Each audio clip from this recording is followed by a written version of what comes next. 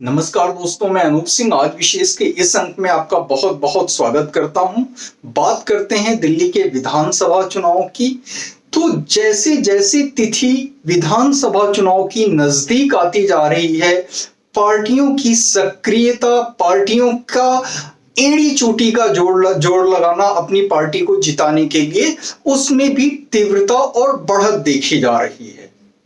और पार्टियों के बयान और जनता अलग अलग पार्टीज को किस रूप में ले रही है, किस रूप में देख रही है।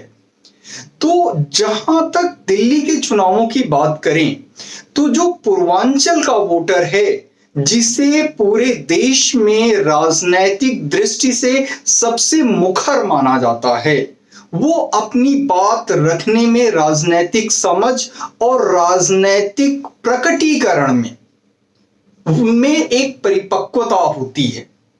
और दिल्ली की बात करें तो दिल्ली में 25 से 30% कम से कम पूर्वांचल और बिहार के लोग हैं। और ये किसी भी दल के जीत और हार का फैसला करने में पूरी तरीके से सक्षम है। इनके अलावा अगर जो बात करें तो पंजाबी या सिख कम्युनिटी जो है, वो भी कई विधानसभा क्षेत्रों में बहुत मजबूत है, अधिक संख्या में है, और वो भी कई सीटों पे निर्णायक फैसले देने में सक्षम है। तीसरी अगर जो बात करें तो जो मुस्लिम वोट है, वो कई विधानसभा क्षेत्रों में बहुत मजबूत है, और वो भी एक चुनाव को किसी भी दिशा में मोड़ने में काफी हद तक सक्षम है। मुसलमानों का जो वोट है, वो मुख्यतः कांग्रेस पार्टी का वोट है। लेकिन भाजपा को हराने के लिए जो पार्टी उसे लगता है जीत रही है अलग अलग राज्यों में या लोकसभा के चुनाव में, पूरा मुस्लिम जो वोट है वो एकजुट होकर के भाजपा के अगेंस्ट और जिस पार्टी के उम्मीदवार के जीतने की संभावना होती है उसकी तरफ चला जाता है। तो मुसलमानों में भी काफी नाराजगी देखी जा रही है अरविंद केजरीवाल को लेकर के। तो इस बार लगता है जो मुस्लिम वोट है वो भी केजरीवाल से छिटक के दोबारा कांग्रेस में चला जाएगा।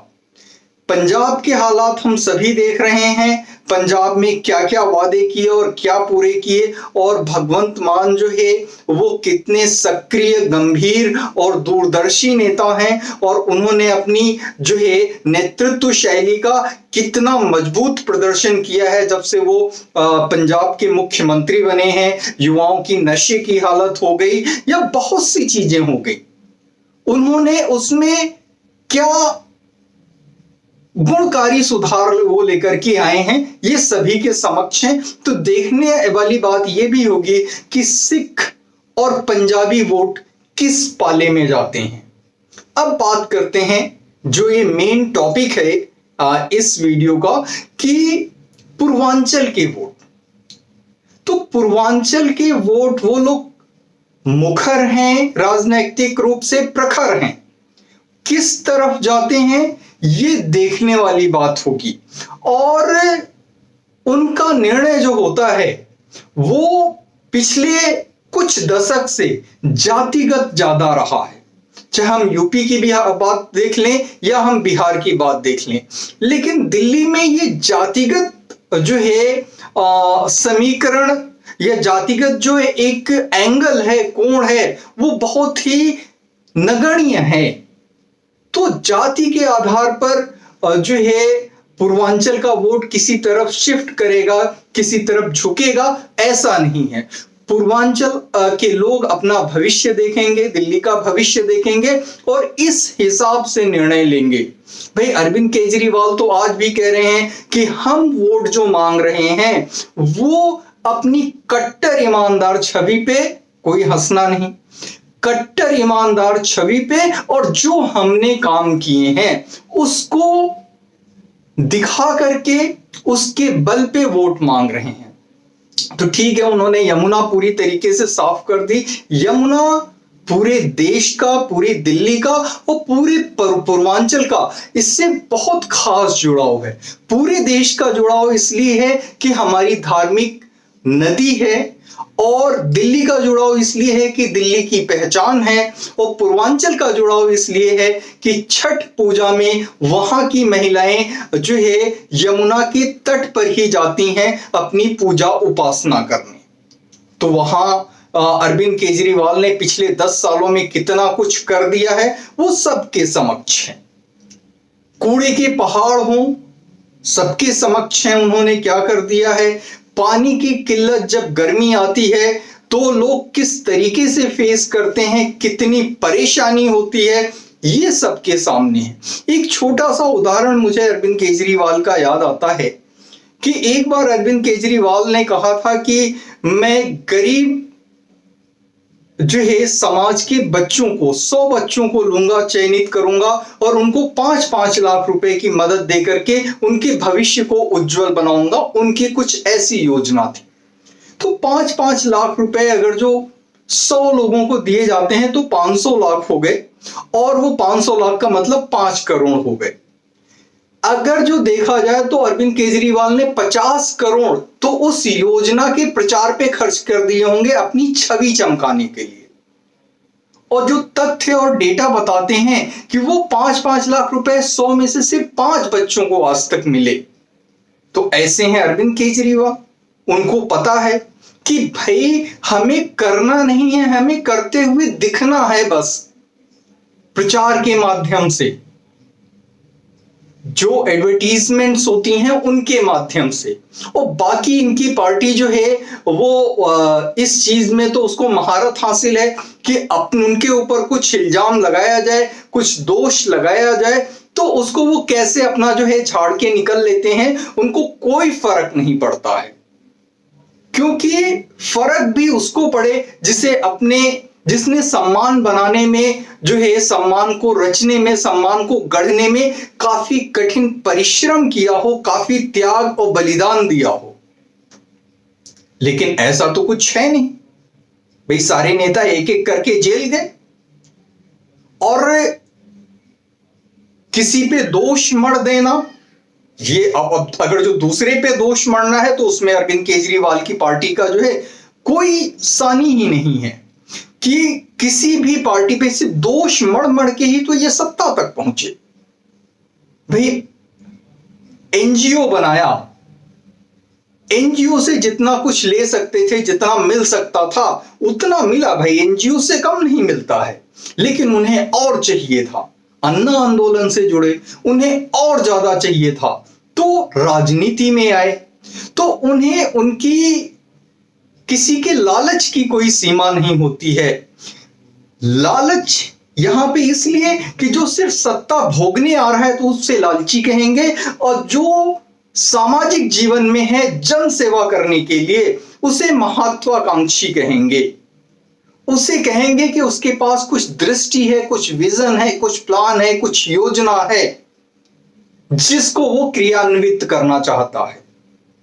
भाई अरविंद केजरीवाल ने पूरे देश में फ्री बाइस का वैसे भी एक ऐसा जो है एक शुरुआत, एक पहल कर दी है कि अब कौन ऐसी पार्टी है जो ऐसा जोखिम लेना चाहेगी कि वो अपनी तरफ से भी कुछ फ्री देने का वादा ना करे। ये गलत बात है, इससे देश की के अर्थतंत्र पे फर्क पड़ता है। जनता को आप इतना कर्मशील बनाइए, इतना मजबूत बनाइए कि उसे इन सब चीजों की जरूरत ही ना पड़े। नेतृत्व ऐसा होना चाहिए। सुनने में लग सकता है कि ऐसा कैसे, क्योंकि अभी तक हमें ऐसा नेतृत्व नहीं मिला है, लेकिन ऐसे नेतृत्व होते हैं। आप सिंगापुर का कभी जो है थोड़ा सा इतिहास पढ़िएगा, ऐसे बहुत से देश हैं। तो ऐसे नेतृत्व होते हैं, ऐसे नेतृत्व होने चाहिए। तो यही पीढ़ी नहीं, आने वाली कई पीढ़ियां तक सुख से अपना जीवन व्यतीत करती हैं। और फ्री वाइज आप लालच में 5 साल तक देखते रहो, 1-2% को किसी योजना का, भाई जितनी योजनाएं घोषित हुई उनमें से 1-2% पूरी हुई, और उन प्रतिशत 2% में से भी प्रतिशत 2% लोगों को ही उसका लाभ मिला। इसके बाद भी जनता का ऐसे बहकावे में आ जाना समझ में आता है।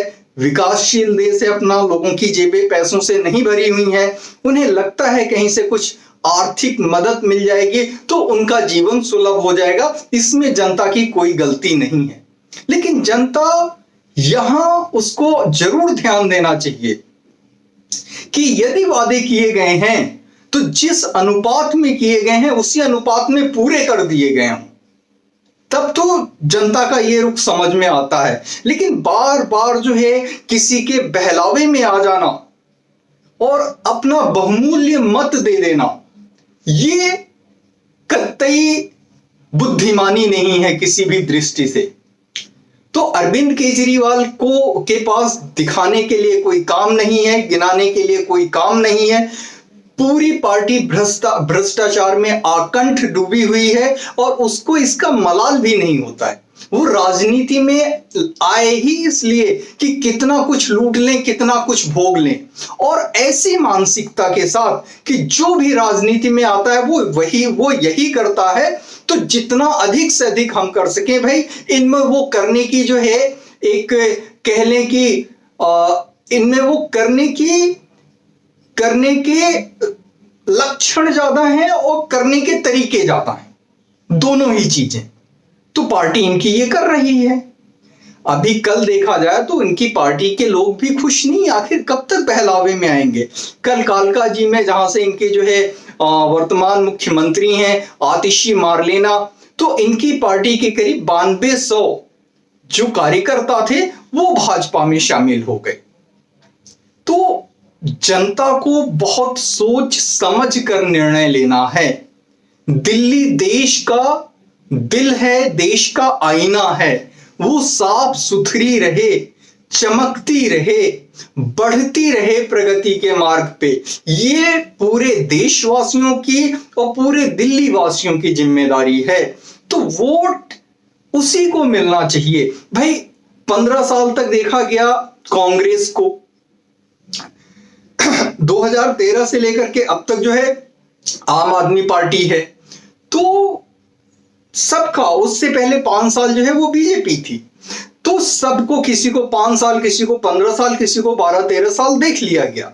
अब जनता यह निर्णय करे कि किसके कार्यकाल में वादे सबसे ज्यादा पूरे हुए, कौन हमारे लिए सबसे जो है लाभदायक है, दिल्ली के लिए लाभदायक है, देश के लिए लाभदायक है, उसके आधार पर निर्णय करे। तो अरविंद केजरीवाल के जो अभी हाल के बयान रहे हैं पूर्वांचल के लोगों को लेकर के, जरूर उनकी समझ में आया होगा कि वोट के लिए वो भले उनकी तरफ अपना झुकाव दिखा दें, लेकिन वास्तविकता वो ये है कि उनसे वो जो है क्या कहते हैं, दोयम दर्जे का ही उनको मानते है ना। और आरोप लगाने की बात, भाजपा के एक प्रवक्ता जो है टीवी के एक डिबेट में जो है उनको बार बार उकसाया जा रहा था, जैसे नुपुर शर्मा को कभी उकसाया गया और उन्होंने जो है अपने बचाव में कह लें या एक तर्क उन्होंने गढ़ दिया और उस पर इतना बवाल मचा। इसी तरीके से भाजपा के प्रवक्ता थे, कोई झा करके जो है आम आदमी पार्टी का उस पैनल में बैठा हुआ था और वो बार बार जो है शहजाद पूनावाला को चूनावाला कह रहा था। इनके मुंह से भी कुछ निकल गया। तो और ये भी नहीं कि उन्होंने कह दिया कि तुम ऐसे हो, उन्होंने कहा अगर जो मैं आपको ऐसा कह दूं तो कैसा लगेगा, तो उस बात का बतंगड़ बनाने की कोशिश की गई। तो इनको तो ये पता है कि हम भाई देखो जितनी पार्टियां हैं, बात एकदम स्पष्ट है, या तो ये झूठे वादे करके आ सकती हैं या जनता को बरगला के फुसला करके ऐसे आ सकती हैं।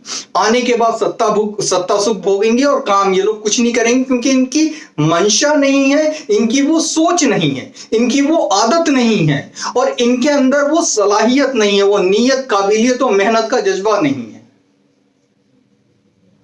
तो इन्हें लगता है भी काम दिखा के कैसे आ पाएंगे, काम दिखा के आने के लिए काम करना भी तो पड़ेगा।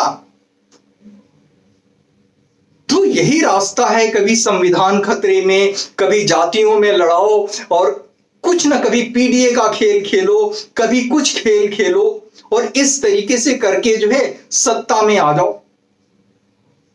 और जिनका ये लोग नाम लेते हैं उनके जीवन में कितना गुणकारी परिवर्तन आ गया आज तक, सभी के शासन सभी ने देख लिए।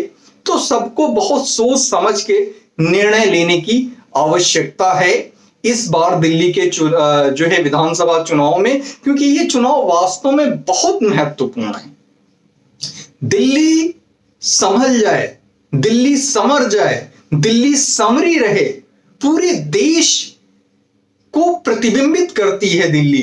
देश का कोई ऐसा कोना नहीं है, कोई ऐसा राज्य नहीं है जहां के लोग दिल्ली में नहीं रहते हैं। दिल्ली में बिहारी कॉलोनी भी है, दिल्ली में जो है ये बंगाली कॉलोनी भी है, दिल्ली में साउथ इंडियन के लोग भी हैं, उनका भी आवास है, उनका भी एक पूरा जो है एक क्लस्टर है, एक जमावड़ा है, एक सैचुरेशन है। पंजाब के लोग भी हैं। तो दिल्ली पूरे देश का आईना है। तो दिल्ली के वोटरों से बहुत ही मानसिक परिपक्वता और दूरदर्शिता की जो है के साथ वो इस बार वोट करेंगे, ऐसा अपेक्षित है। छोटा मोटा कोई अगर जो वायदा करता है, आपने देखा जिन लोगों ने वायदे किए उन्होंने कितना पूरा किया। जो पार्टी सत्ता में है और जिसे आरोप झेलने में बहुत कष्ट और पीड़ा होता है, क्योंकि वो इस मानसिकता से काम नहीं करती है, तो वो वायदे जो करेगी वो पूरा भी करेगी। क्योंकि वायदों को पूरा करने के लिए जो आर्थिक वायदे किए जाते हैं उसके लिए भाई फाइनेंशियल प्रोविजनिंग भी एक चीज होती है कि पहले से समझ तो लो कि जो वादा किया उस पर कितना पैसा खर्च होगा, उस पैसे को हम लाएंगे कहां से। तो ये सारा का सारा जो है गणित समीकरण दिमाग में एकदम फिट है, बैलेंस्ड है, संतुलित है, वही यह काम कर सकता है। सिर्फ मुंह से बोल देने में क्या जाता है। तो 5 तारीख को चुनाव है, 8 तारीख को फैसला है, देखना है, पूरा देश देख रहा है, दिल्ली तो देख ही रही है, और दिल्ली की जनता का निर्णय इस बार जो है बहुत ही महत्वपूर्ण होने वाला है। इसी के साथ आज के इस अंक में इतना ही। कृपया चैनल को लाइक करें, शेयर करें और सब्सक्राइब अवश्य करें। मिलते हैं फिर अगले अंक में, तब तक के लिए जय हिंद, वंदे मातरम।